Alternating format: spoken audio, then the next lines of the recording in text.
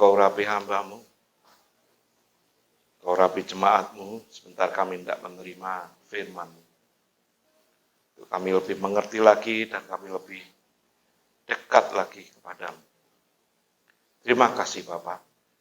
Kami sambut firman-Mu hanya di dalam nama Tuhan Yesus kami berdoa. Haleluya. Amin. Shalom. Gak kerasa udah masuk Oktober, bulan 10, udah mulai berberin hujan-hujan terus ini. Ya, biarlah pagi hari ini kita rindu bahwa Tuhan terus menyertai kita. Amin. Siapa yang mau ingin disertai Tuhan? Wes akeh tunggal yang angkat tangan nih. Gak rindu. Tuhan menyertai dalam kehidupan saya, dalam segala jalan hidup saya. Ya. Kita mau baca dalam Keluaran pasal 13 ayat 20. Keluaran 13 ayat 21. Dikatakan demikian. Tuhan berjalan di depan mereka. Tuhan berjalan di depan mereka pada siang hari dalam tiang awan untuk menuntun mereka di jalan. Dan pada waktu malam dalam tiang api untuk menerangi mereka, sehingga mereka dapat berjalan siang dan malam. Saya ringkas ayat ini ya. Tuhan berjalan di depan mereka untuk apa? Untuk apa Tuhan berjalan di depan mereka? Jawabannya di ayat yang terakhirnya itu. Tuhan berjalan di depan mereka sehingga mereka dapat berjalan siang dan malam. Kok mereka? Mereka ini umum. Maksudnya bukan hanya pribadi satu, tapi semua. Tuhan berjalan di depan mereka. Mereka gantian. Namamu kah? Namanya anakmu? Siapa semua? Tuhan berjalan di depan mereka sehingga katakan Tuhan berjalan di depanku sehingga aku dapat berjalan siang dan malam. Penyertaannya modelnya bagaimana dikatakan? Maka jawabannya yang di B. Siang hari dalam tiang awan untuk menuntun. Tuhan berjalan ketika dalam siang hari dalam bentuk awan untuk menuntun mereka, untuk menuntun saudara, untuk menuntun saya di jalan. Dan pada waktu malam dalam tiang api untuk menerangi saudara, menerangi saya, supaya bisa berjalan. Saya berikan tema pagi hari ini, penyertaannya sempurna. Berjalan dalam siang hari dalam bentuk awan. Berjalan dalam malam hari dalam bentuk tiang api. Setiap orang ingin merindukan jalan hidupnya ini mengalami hal-hal yang baik. Setiap orang mendapatkan perlindungan agar boleh merasa aman, merasa terjaga, hingga bisa berjalan baik siang maupun malam dalam situasi apapun nggak merasa takut. Namun banyak orang yang nggak bisa berjalan, nggak bisa melangkah karena ada rasa takut, ada rasa ragu-ragu, ada rasa trauma, kepahitan yang terjadi, atau tidak ada kekuatan yang mendukung, menopang mereka untuk berjalan. Banyak. Walaupun mereka mengatakan dirinya sebagai orang Kristen pun, mereka ketika melangkah, ketika mereka berjalan dalam situasi yang tidak menentu ini, mereka boleh dikatakan nggak mau, atau nggak berani, atau nggak bisa. Banyak hal yang membuat mereka air mata yang tercurah terlalu banyak, kepedihan, kepahitan yang menggerogoti setiap pribadi sehingga mereka nggak mampu untuk melangkah. Maka harus ada, perlu pribadi yang menuntun mereka.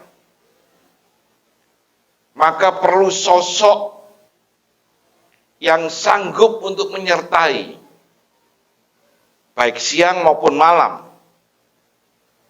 Pribadi yang selalu setia, pribadi yang punya kuasa, yang dengan kasih menuntun.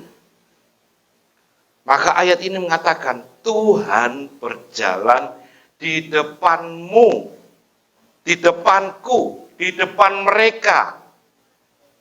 Pada siang hari. Siang hari bisa berbicara tentang keadaan yang semakin memanas. Inflasi naik semua, ya toh. Wes semua barang-barang naik, saya juga naik mimbar juga.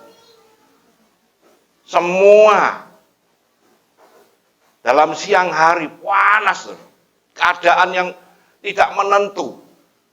Wah, rasanya ini gerah, rasanya ini wah, nggak enak gitu, nggak nyaman. Berarti katakan Tuhan berjalan di depanmu. Untuk apa? Untuk menuntun. Pada malam gelap, kengerian, mencekam. Dan di depanmu untuk menerangi. Sehingga aku, sehingga saudara, sehingga semua ini dikatakan, mereka dapat berjalan siang, nggak peduli siang, malam, nggak peduli malam. Dikatakan, kalau Tuhan berjalan di depanku, maka aku dapat berjalan siang dan malam. Wah, ini penyertaannya nggak main-main, sempurna. Dan apabila Tuhan berjalan di depanmu, engkau ingin merasakan dan menikmati penyertaannya, Tuhan berjalan di depanmu dan sudah melakukannya, maka engkau, saudara dan saya, harus juga berjalan bersama-sama dengan Dia. Saya ulangi. Jika Tuhan mau berjalan di depanmu, berjalan di depan saya, berjalan di depan kita semua, kalau kita ingin mengalami penyertaan yang sempurna, maka kita juga harus berjalan bersama dengan Dia. Kalau nggak mau berjalan gimana? Ditinggal gue. Loh, katanya Tuhan kasih-kasih. Tapi dalam hal ini berbicara tentang keadilan. Kita mau lihat prosesnya nanti. Tuhan sudah melakukan. Dia mau berjalan di depanmu, di depan umatnya.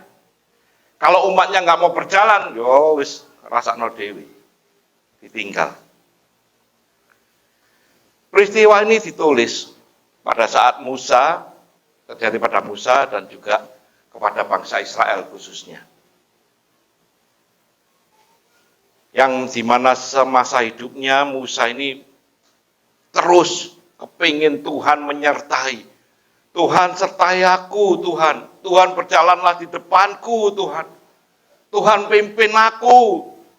Seringkali doa ini juga kita panjatkan. Tuhan menjawab. Keluaran 33 ayat yang 14. Keluaran 33 ayat yang 14. Lalu ia berfirman, aku sendiri, dikatakan. Aku sendiri hendak membimbing engkau dan memberikan ketentraman kepadamu. Tuhan sendiri yang akan membimbing. Maka dikatakan Tuhan berjalan di depan mereka. Maka Musa berseru di dalam ayat yang ke-15. Berkatalah Musa kepadanya, jika engkau sendiri, nah dikatakan aku sendiri yang bimbing engkau, Maka Musa menjawab, jika engkau sendiri tidak membimbing kami, tidak menuntun kami, tidak menggendong mendorong kami, janganlah suruh aku berangkat dari sini. Jangan suruh berangkat dari sini. Artinya Musa ingin sekali penyertaan Tuhan. Jangan aku berangkat Tuhan dari sini kalau engkau nggak menyertai aku. Tuhan nanti berkata, ia berfirman, aku sendiri yang hendak membimbing engkau. Musa jawab, jangan. Jika engkau tidak membimbing kami, jangan kami suruh berangkat dari sini. Dari sini dari mana? Membimbing dari sini itu dari mana dan menuju kemana? Itu yang penting. Peristiwa ini sekali lagi ditulis ketika Musa dan bangsa Israel berada dalam perbudakan di Mesir. Maka Tuhan, dikatakan Keluaran 13 ayat yang 14b, dikatakan, dengan kekuatan tangannya, Tuhan telah membawa kita keluar dari Mesir, dari rumah perbudakan. Ini yang Musa katakan, Tuhan, kalau engkau nggak membimbing kami, jangan suruh aku keluar dari sini. Dari mana? Dari perbudakan, dari Mesir. Dan pertanyaannya, dibimbing kemana? Dituntun kemana gitu. Seringkali kita juga berseru, berdoa, Tuhan, tolong Tuhan. Tolong apa? Jelas no gitu loh istilahnya. Oh katanya Tuhan mah tahu, iya ngerti, tapi utarakan. Tuhan bimbing aku, bimbing nanti. Terus pokoknya, lah iya Tuhan tahu. Nanti Tuhan juga mengatakan, aku yang membimbing engkau. Tapi kalau engkau gak mau nurut sama aku, ya tak tinggal. Musa dikatakan, aku yang membimbing engkau. Tuhan, aku ngalami masalah banyak sekali. Ngerti. Semua naik semua Tuhan. Inflasi dan semua harga naik. Semua pasti naik. Badan naik juga naik kok. Iya toh? Tensinya munggah. Kolesterolnya munggah. Badan kia munggah. Ngerti naik ke atas atau ke kiri ini. Naik semua, masalah yang terjadi dalam hidup kita ini naik semua. Panas rasanya, gerah.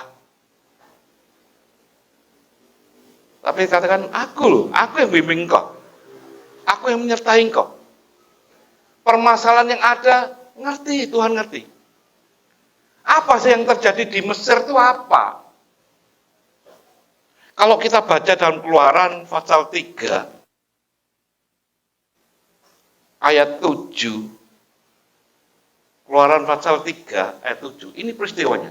Dan Tuhan berfirman, aku telah memperhatikan dengan sungguh apa? Kesengsaraan umatku. Aku sengsara, wis ngerti, Tuhan ngerti. Wis gak usah nangis-nangis terus lah. Ya nangis apa-apa susah ya. Tapi bukan dibawa, wah, menderita, bukan. Tuhan memperhatikan dengan sungguh kesengsaraan umatku di tanah Mesir. Dan aku telah mendengar seruan mereka. Doa-doa mereka yang disebabkan oleh pengerah-pengerah mereka. Ya, aku mengetahui penderitaan mereka. Tuhan mengerti semua. Lah aku sampai sekarang kok menderita. Kita belajar dari firman Tuhan. Tuhan mengatakan, aku yang bimbing kau. Aku menyertai kau. Dari penderitaan-penderitaan ini. Ada kepahitan. Ada air mata. Hidup yang berat, keras. Tekanan yang wah, sungguh berat. Tuhan mengerti. Tuhan mengetahui. Menuju kemana? Apa yang Allah hendak lakukan kepada Musa dan kepada bangsa Israel ketika mereka mengalami tekanan di Mesir dengan penderitaan, segala kepahitan dan segala macam permasalahan.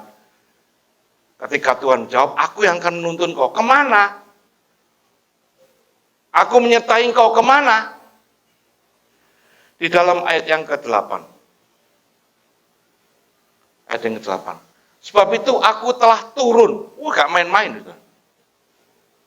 Kalau Allah tidak membimbing, tidak menuntun seseorang, katakan, aku sendiri yang membimbing, aku sendiri yang akan turun.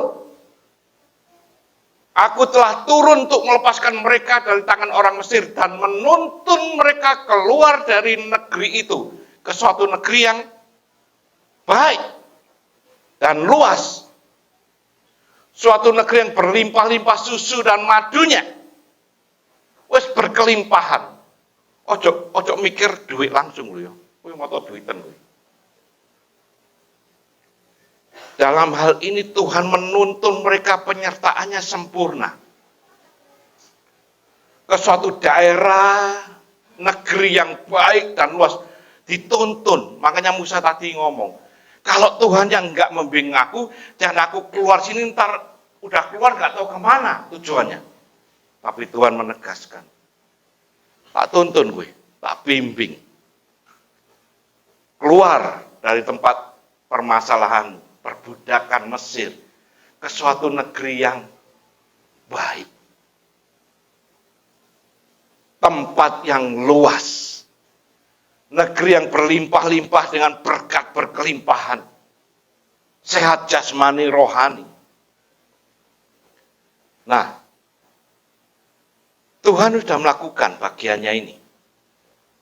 Tuhan turun.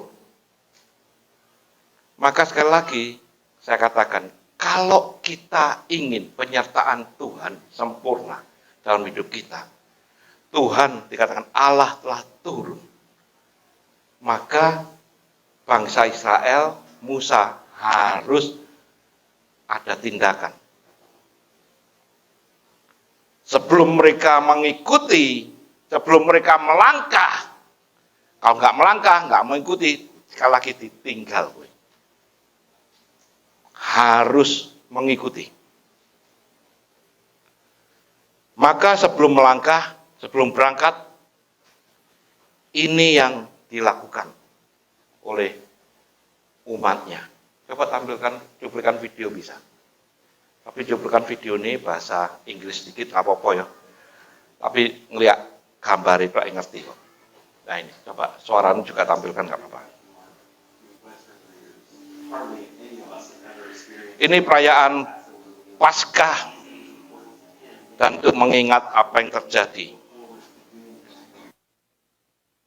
Roti tidak beragi, yang mengalami proses ya dikepuk-kepuk ya, dan sebagainya. Roti yang tak beragi dipanggang dan disiapkan semuanya untuk nanti dimakan bersama oleh bangsa Israel. Ini santapan pada Israel ketika malam sebelum keluar.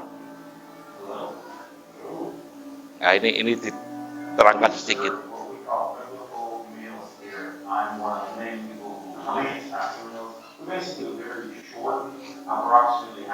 Ada beberapa makanan yang harus disiapkan untuk mengingat kembali. Bukan hanya, wes ayo makan semua, enggak. Ini ada artinya semua. Dinamakan sebagai Passover. Sebelum mereka meninggalkan. Ini. Ada daun parsley apa? Ya pokoknya daun apa itu, kemangi ngono lah. Parsley, a symbol of life, and also the hyssop, which is the spirit of love and logos, dipped into the salt water, representing the tears of the children of Israel because of the slavery in Egypt, and parsley with salt water. That's really salty. It is. The brownish stuff is actually sweet, and it represents the mortar. So we know that they built two whole cities with the power, as it says in Scripture. In Sweden, generally, this is interpreted that even though you work hard, hard work is actually good for you. And then finally, we have the bitter herbs. And it's supposed to be hot enough that when you taste it, it makes you cry. Again, this idea of relating to the children of Israel in Egypt and their slavery. What we do is, first, we taste the bread on its own. So we have a sense of what it's like to eat unleavened bread on its own. This stuff is really nice. But the stuff that we actually normally eat Passover, it's kind of like a saltless bread. So we taste the bread. Then we taste it with the bitter herbs, which is very important because the bitter herbs are actually commanded to be eaten. And so we take some of the bitter herbs. Hopefully this is sharp enough to make us cry a little bit.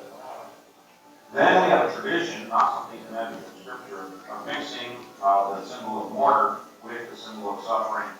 And so we basically kind of put them together and bleed it. It's definitely bitter. There's some bitter. Mm-hmm. They complement each other a lot. Mm-hmm. And finally, the shank of a lamb. This is purposefully looks like it's being fired because the lambs were supposed to be cooked over by fire, not boiled water or anything else.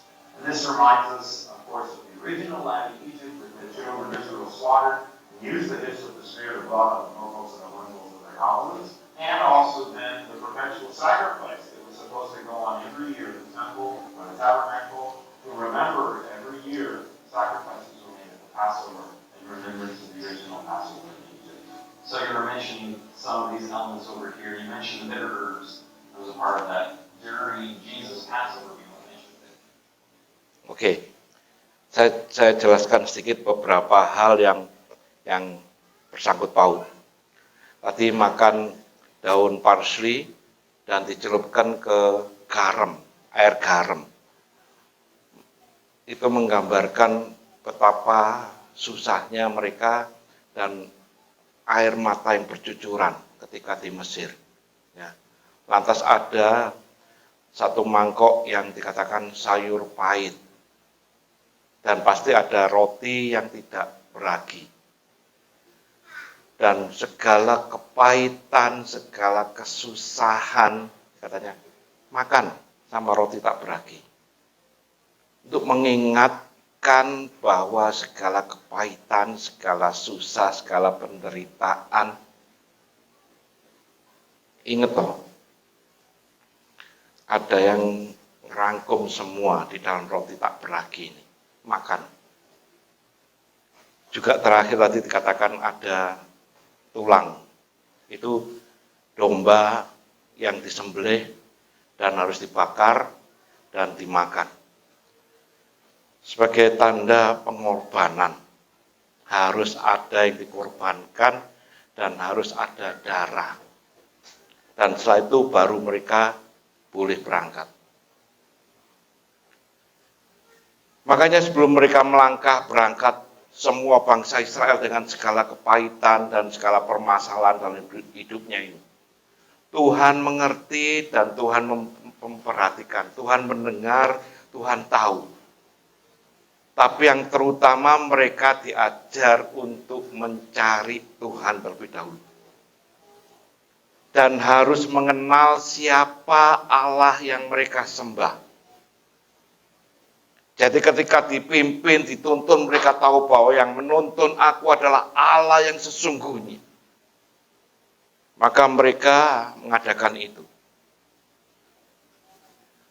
Keluaran 12 ayat 23. Ini yang harus dilakukan oleh umat Israel secara jasmani. Tapi ini juga akan berlaku untuk umat Israel secara rohani, kalau saudara rindu penyertaan Tuhan. Dan Tuhan akan menjalani Mesir untuk menulahinya. Apabila ia melihat darah pada ambang atas dan pada kedua tiang pintu itu, maka Tuhan akan melewati pintu itu dan tidak membiarkan pemusnah masuk ke dalam rumahmu untuk menulahi. Ketika proses yang dijalani, dikatakan tadi Musa berkata, aku nggak mau berangkat dari sini kalau Tuhan nggak membimbing aku. Maka Tuhan menjawab, aku yang membimbing, aku sendiri yang turun tangan, aku sendiri yang melepaskan engkau.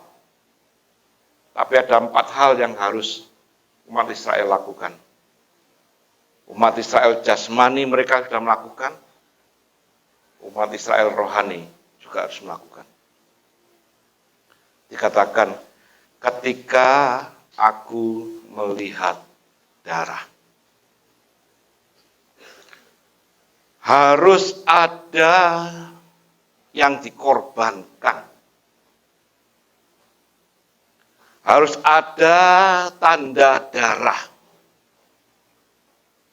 Sehingga pemusnah tidak masuk ke dalam rumahmu, tapi engkau disertai Tuhan.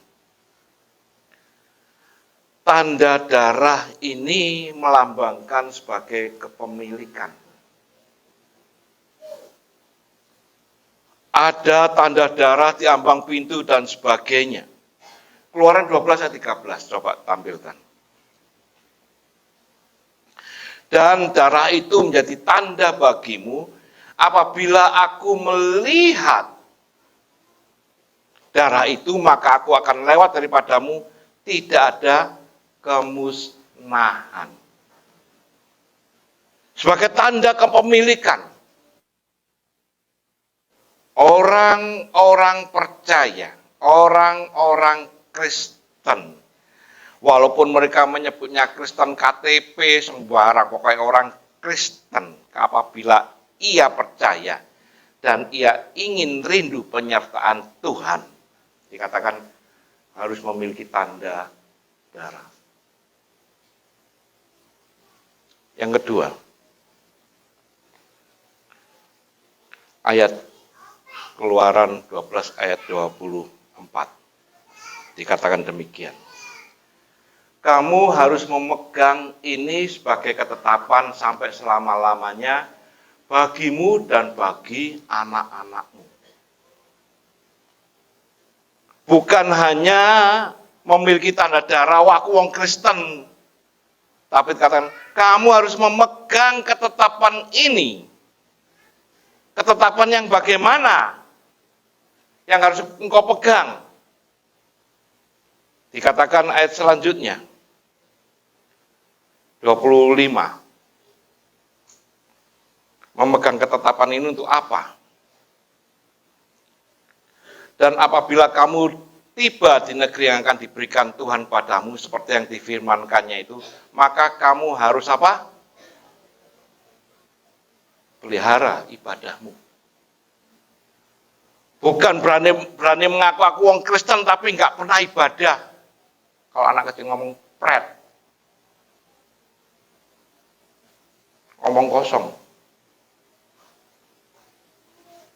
Dikatakan sini, aku yang turun, aku membimbing engkau.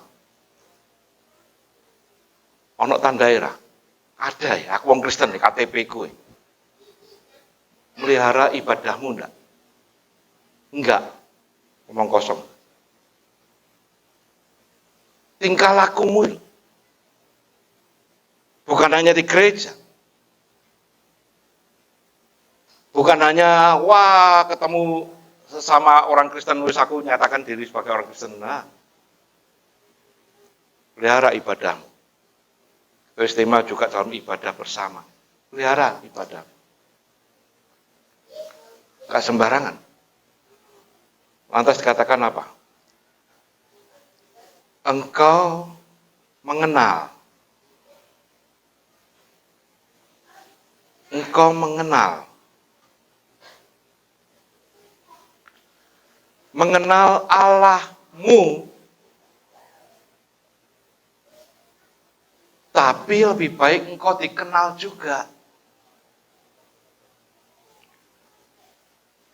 Bukan hanya mengaku, tapi kehidupannya enggak benar.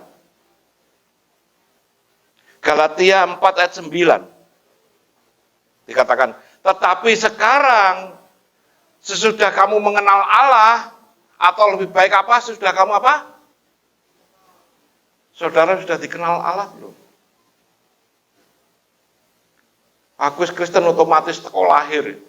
Pasti Allah mengenalku. Belum tentu, saudara. Belum tentu. Kalau kehidupanmu nggak benar, kehidupannya sembrono, nggak mau menjaga ibadahmu, nggak mau menghormati ibadahmu, wah, Allah ngomong, aku nggak kenal kamu. 2 Timotius 2 ayat 19 dikatakan demikian. Tuhan mengenal siapa? Kepunyaannya. Tuhan mengenal siapa kepunyaannya. Dan siapa orang yang menyebut nama Tuhan, hendaklah apa? Wis, periksa diri sendiri. Tuhan kenal siapa kepunyaannya. Aku kenal Tuhan, tapi tingkah lamu benar enggak? Meninggalkan kejahatan enggak?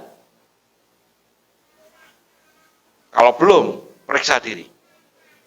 Makanya bangsa Israel pada waktu itu, sebelum berangkat, sebelum melangkah, bangsa Israel mengerti Tuhan yang memimpin, Tuhan yang menyertai. Tapi dari responmu, respon bangsa Israel, kau harus memiliki tanda dulu. Sebelum kau keluar harus memiliki tanda. Engkau sebagai orang Kristen, tandanya apa?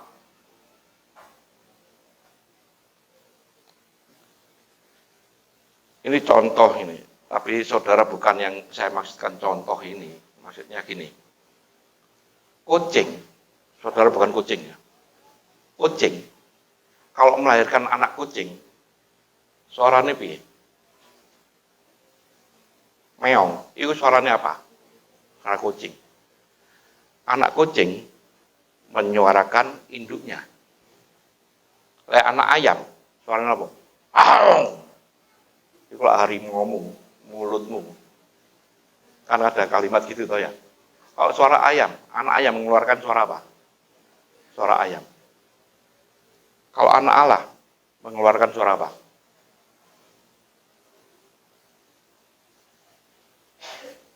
Sudah mengenal Tuhanmu?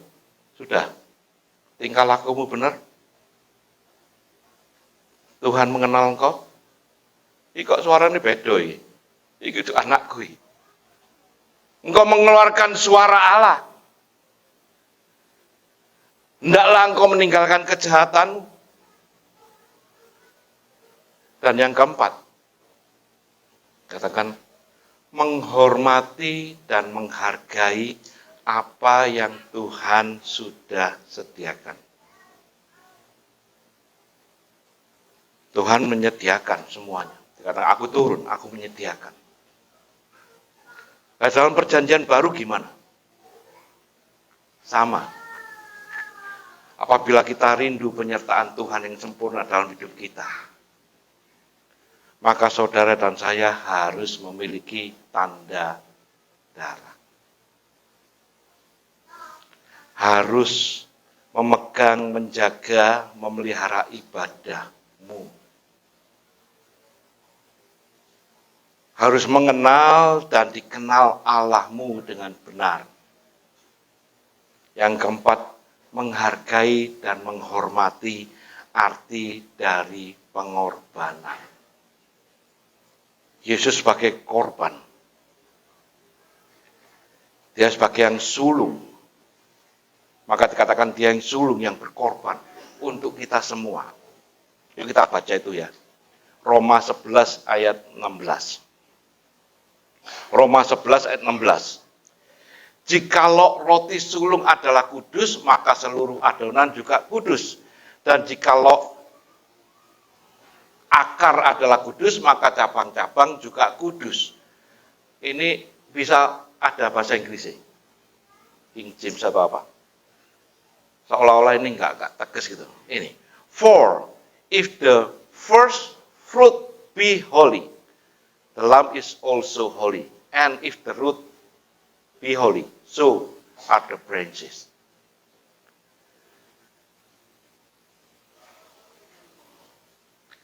Ada bahasa terjemahan Inggris lainnya, versi lain. Nggak ada. Saya menulis ini dalam terjemahan mungkin dari King James, katakan gini. NIV. If the part of the dough offer us as first fruit is holy, then the whole batch is holy. Jika dari roti ini, adonan ini dipersembahkan, dipersembahkan sebagai persembahan yang kudus, maka kita semua nanti juga kudus. Apa hubungannya dengan perjamuan kudus? Kalau bangsa Israel dikatakan, aku yang akan turun kepada bangsa Israel saat itu untuk mempersiapkan semuanya. Maka ayat ini juga mengatakan demikian juga saat ini. Allah tidak berubah. Allah yang disembah bangsa Israel waktu itu sama dengan Allah yang kita sembah saat ini, yang kita kenal dalam nama Yesus.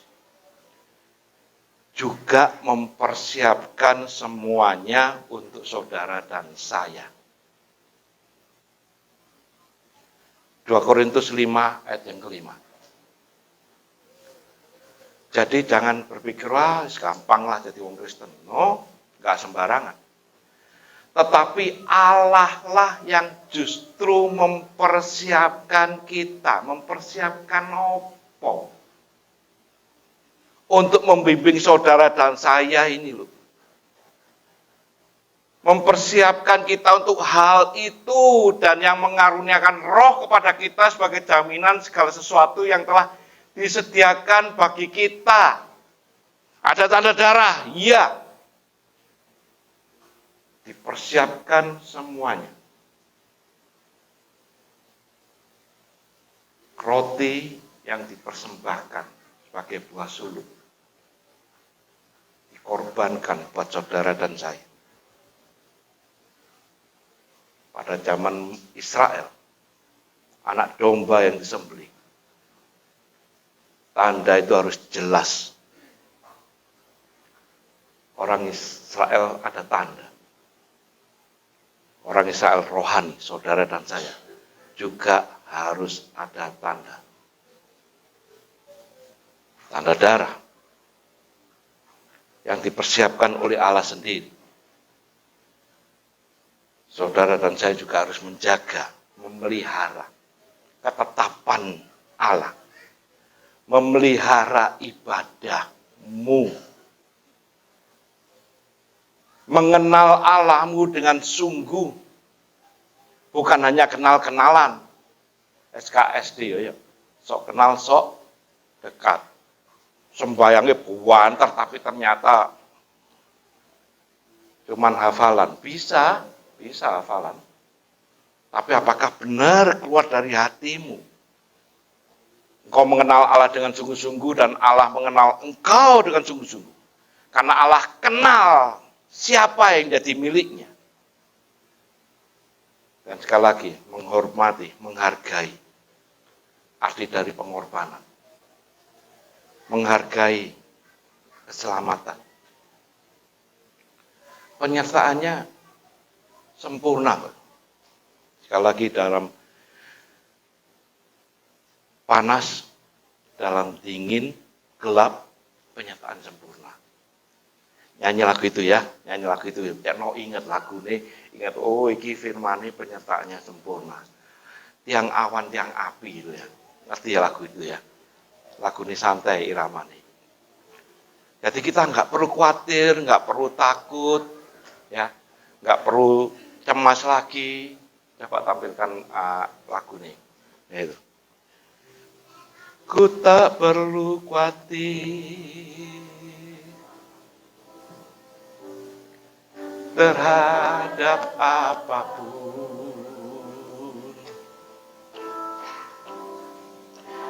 Tanganmu yang penuh kasih menopangku tanpa henti. ku tak perlu takut untuk melangkah maju.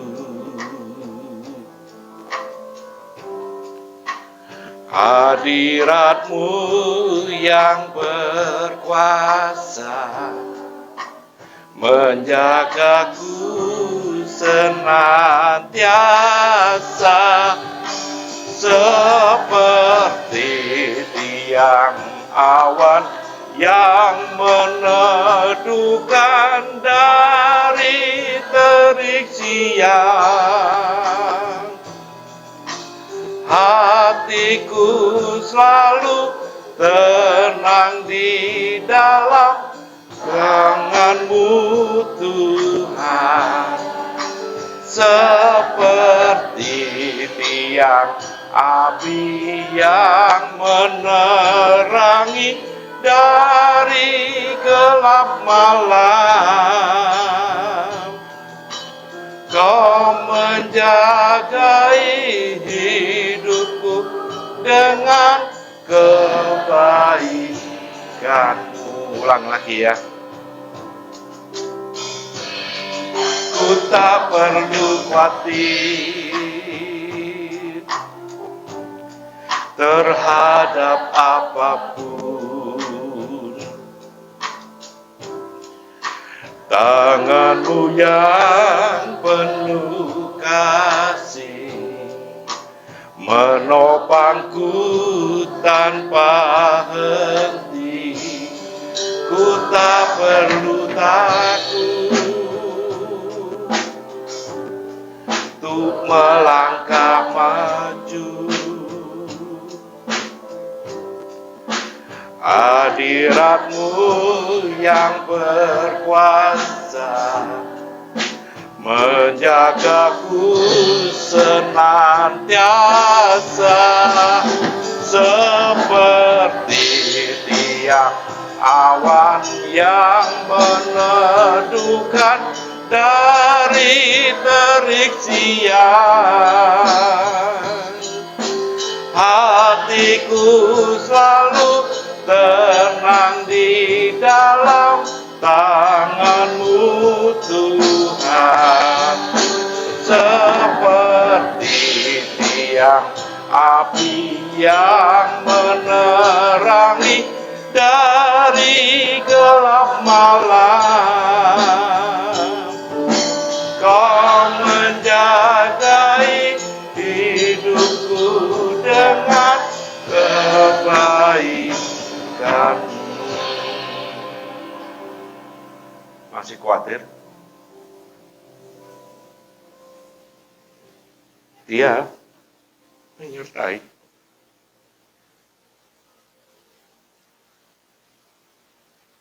Dia bersamamu. Aku gak khawatir lagi. Wah, enak Om Benny ngomong ngono. Om Benny diberkati. Gak ngerti sejarah dulu. Saya percaya Allahku gak pernah bohong. Masalah demi masalah boleh terlewati. Karena Dia menyertai. Kalau sekarang saya boleh ada saat ini hanya kemurahan Tuhan. Hanya anugerah. Saya boleh melewati segala sesuatunya karena Tuhan yang pimpin. Saya cerita sedikit ya. Ini ada kakak-kakak saya sebagai saksi. Wah, Om Benny sekarang enak wis. Apa-apa ono mangan saenake. Iso.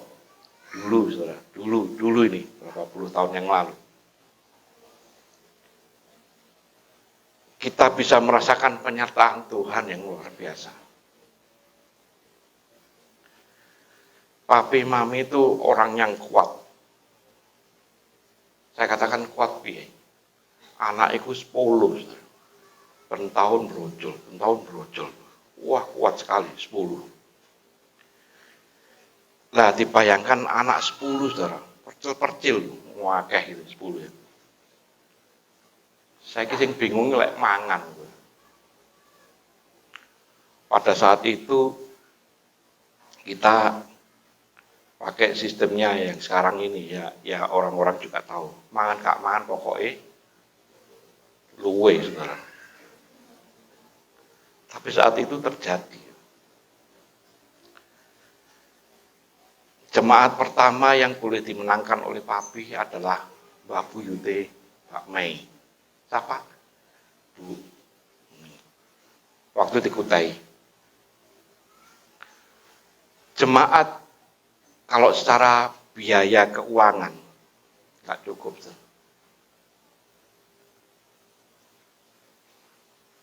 Tapi janji Tuhan nggak pernah meleset. Waktu makan, saya masih teringat. Kalau sekarang anak-anak pastori ya, anak-anak pastori masih enak. Saudara mungkin juga menikmati juga. Pengen mangan telur, tinggal ngomong, ambil di kulkas, nyeplok telur, siji mangan siji, bila perlu loro. Bila perlu kue sampai udunan rapopo. Waktu itu, saudara, kita bisa merasakan penyertaan Tuhan. Makannya anak-anak ini kalau nggak ada lauk, adanya cuma telur. Supaya cukupi, saya pernah saksi. Telur satu diopiok, wai garam sing wakeh. Terus manung didadar dipreter nang tipis. Terus lek mangan kadang awake dhewe iki yo nakal nek pendeta iki. Lek mangan niku kon sembayang, motoe melek merem. Wedi lek iwake disaut. Tapi pada waktu mau makan, telur cuman ya tipis gitu. Tiris-tiris tuh. Tipis, dikai. Kayak uyah sing wakeh to, kayak no asin. Dadi mangan sego ambek iku. Ini saksi. Terus lek sekolah piye? Kau ono mobil kau ono, enggak ada. Sepeda motor juga enggak ada. Sepeda yo ya enggak ada. Kayak becak. Sing ngesakno itu tukang becak itu. Sak becak itu sini 8. Yo tumpuk-tumpuk, wah di atas tuh ada 4, di bawah nggone dudukane nggak duduk udah nongkrong terus ono sing dipangku meneh. Tukang becake sampai hafal wis pokoke lek kena kiri wong 50 wis ngontel iki wabut. Ya, tanya sama kakak saya. Terus kalau anak-anak sekolah sekarang lu seneng. Wah, sekolah ajaran baru bukunya anyar-anyar ya. Saya merasakan buku saya itu 9 generasi. Aku anak ke-9. Jadi kakak saya tuku anyar, turun kakak selanjutnya ditulisin. Tapi enak, pas terakhir itu jawabannya lengkap. Ya tuh ditulisin kok mudun menang kakak selanjutnya ditulis. Ini kurang lengkap dilengkapi. Pas ketika laku kepegang saya. Wah, jawabannya lengkap semua. Nah, waktu itu buku kan nggak berubah-berubah. Itu penderitaan, pengalaman, kesusahan yang kita alami. Tapi saya percaya, Tuhanku nggak pernah meninggalkan. Kalau aku ada sampai saat ini, bukan karena kuat, tapi Dia Allah yang setia. Kalau Dia menyertai bangsa Israel dalam segala permasalahan, maka Dia juga menyertai saudara dan saya. Amin. Penyertaannya sempurna. Bukan sekali lagi, bukan gagah kuat saya, tapi hanya karena anugerahnya. Maka saat ini kita perhatikan perjamuan kudus. Dikatakan, Allah lah yang justru mempersiapkan kita semua. Tinggal tanggapan kita, mau mengikuti apa tidak. Mau memiliki tanda darah itu, mau memegang, menjaga, memelihara ibadahmu, mau mengenal Allah dengan sungguh-sungguh sehingga engkau juga dikenal oleh Allahmu, dan menghargai, menghormati arti dari pengorbanan, arti dari keselamatan. Maka berkat itu juga mengalir. Penyertaannya menerobos lembah kekelaman. Penyertaannya menerobos padang gurun yang gersang. Dikatakan tadi toh, tiang awan yang meneduhkan teriknya panas matahari. Situasi memanas semua. Apabila kita miliki Tuhan, rasanya teduh, meneduhkan. Satu kesaksian lagi. Bagaimana saya bisa merasakan bahwa penyertaan Tuhan seperti bangsa Israel ketika panas terus diteduhkan dengan tiang awan. Waktu kita ke California dan kita mau jalan ke Grand Canyon. Grand Canyon itu padang pasir gitu, padang gurun, panas gitu, terus cuma batu-batu. Ya tapi aneh, menungso yang golek ya batu kok dilihat gitu. Ini waktu kita ke sana mau Grand Canyon panas tuh. Udah terkenal itu gurun, padang gurun, desert. Waktu itu kita bertanya, jalan tak? Ya, gak apa-apa jalan naik mobil. Panasnya piro itu panas itu. Panas itu sampai 104, kurang lebih 42 derajat. Panas. Telur itu mbok taruh di jalan gini, ngonden ciluk sudah setengah matang. Panas. Nah, saya sama istri saya sama Debbie juga ikut ya. Ya, sama anak-anak. Jalan ke Grand Canyon kita mikir Tuhan, mbok yo Tuhan aku iso ngrasakno yang awanmu. Bener lah. Dalam perjalanan jauh. Saking panas sih lah. Saudara ngeliat di jalan kok jadi kok ada air itu ya, Fata Morgana yo. Panas. Karena nguap semua panas. Kita batin Tuhan, nyatakan Tuhan penyertaan-Mu. Gak mungkin lah panas kok ngene 42. Iyalah, ingin menyatakan melihat penyertaan bangsa Israel. Ya wis. Mendung gitu.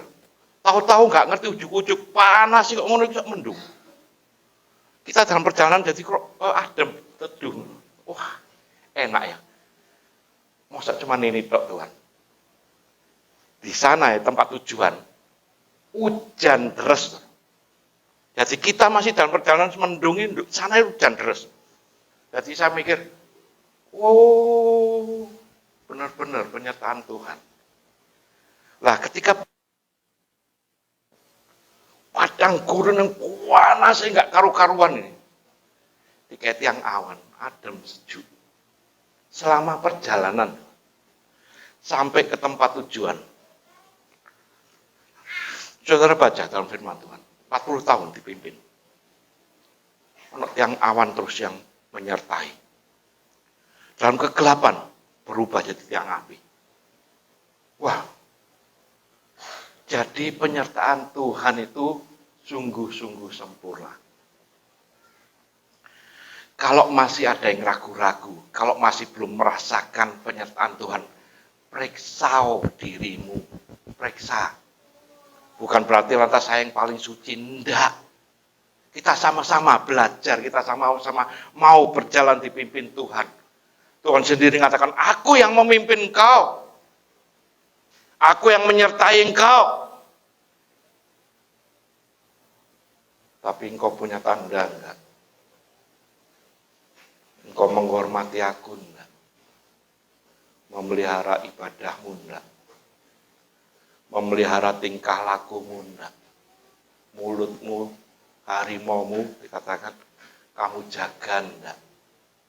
Sehingga engkau juga dikenal oleh orang, engkau dikenal juga oleh Allahmu. Ini loh orang Kristen. Penyertaannya terjadi. Amin. Mari kita berdoa. Terima kasih Tuhan, Kau sungguh baik. Kami percaya penyertaan-Mu adalah sempurna dan tidak pernah gagal. Kami percaya ketika Engkau melakukan untuk bangsa Israel, maka Engkau juga menyediakan untuk kami, bangsa Israel secara rohani. Dan kami boleh merasakan penyertaan-Mu dalam hidup kami. Dalam situasi apapun juga Tuhan, Engkau selalu menyertai dan Engkau memimpin di depan kami. Terima kasih Tuhan. Sebentar kami tidak menikmati perjamuan kudus, di mana Engkau sudah berkorban buat kami, sebagai tanda bukti bahwa Engkau mengasihi kami. Darah yang tercurah, tubuh yang terpecah. Biarlah kami juga memiliki tanda itu, menjadi milik-Mu. Terima kasih Bapa. Terima kasih Tuhan. Segala puji syukurannya bagi-Mu. Hanya dalam nama Tuhan Yesus kami berdoa. Haleluya. Amin. Kau mendengar setiap seruan doa anak-Mu. Dan Kau mengerti setiap permasalahan yang ada. Dan kami percaya kami boleh kemenangan di dalam Engkau. Karena Engkau yang menyertai kami, Engkau yang menuntun kami. Dimanapun kami berada, kami bersyukur bahwa penyertaan adalah sempurna. Dan sebentar juga kami boleh berpisah pulang. Engkau juga selalu menyertai dalam setiap kami anak-anak. Engkau adalah Allahku Immanuel yang selalu beserta buat setiap kami. Terima kasih Bapak. Maka saat ini kami mengangkat tangan kami. Kami bersyukur atas berkat-berkat. Dan juga biarlah Engkau turun tangan, menyertai kami dan memberkati, menuntun setiap kami anak-anak. Maka sekarang sedang jemaat kasih Tuhan pulang Pak. Dan terimalah berkat, terimalah kasih, terimalah sukacita, terimalah damai sejahtera daripada Allah Bapa dalam cinta kasihnya Tuhan Yesus Kristus serta dalam persekutuan Roh yang Kudus yang selalu menyertai Engkau, yang selalu menjaga, melindungi, bahkan memberkati Engkau mulai saat ini sampai Maranatha Tuhan Yesus datang kedua kali. Bila kita menerima semua berkat ini hanya di dalam nama Tuhan Yesus Kristus, dan bila kita semua percaya dan katakan amin. Selamat siang, Tuhan memberkati.